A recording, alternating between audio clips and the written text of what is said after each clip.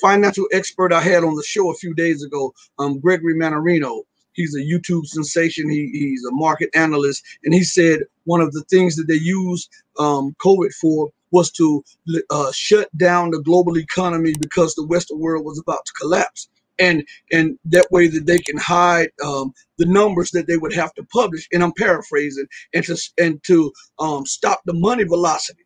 And he was saying that even though the U.S. and the Western world is still taking on debt, it's not being reported in such a way. And he even told me that the debt was in the quadrillions of dollars, not just the billions and the trillions. He was talking about a bond market debt. He was talking about debt that is not accounted for. It's in the quadrillions of dollars. And he said COVID was a perfect ruse to try to stave off certain financial collapse and to try to get the Western world a little breathing room. And I'm paraphrasing, some breathing room to try to get themselves back so that they can compete against China and the rest of the world, similar to what you said. Go ahead. Yeah, that sounds very possible. That, you know, that quadrillions in debt, that's when you're talking about the derivatives, which is this weird new form of currency that they've created, which is basically just, it's a big casino. It's a big speculative thing where they gamble on things. And so if you write up a piece of paper or a digital piece of paper that says this is a bet on, let's say, who wins the Super Bowl, and then you put it out there and half the people bet one way, half the people bet the other way, you've just created this huge pile of currency. It's worth a lot. You know, you've created out of nothing a big pile of paper currency, but then it's going to disappear again.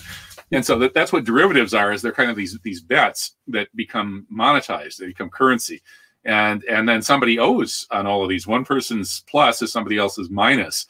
And then there's always that exponential interest or riba accruing on all of this.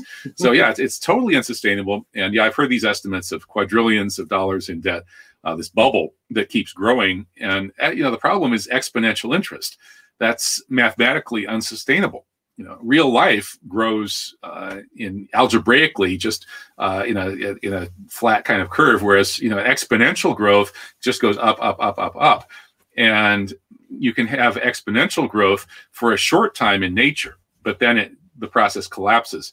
But you can have exponential growth forever in pure mathematics. And so currency has, you know, with it lending at interest, at compound interest, you've created the system of measuring value that grows exponentially, and the real world cannot keep up with that. What it really means is that the people who are, you know, who are putting out all this debt are claiming more and more and more of the world's wealth.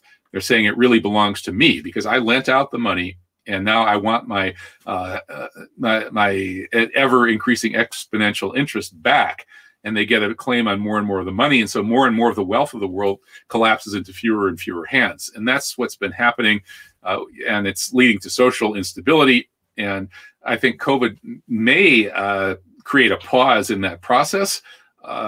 So it may very well be that this short-term crash in the West is actually just kind of a pause that in the long term will be in the strategic interest of the West in its competition with China. And that would be why they've unleashed COVID in the way that they have.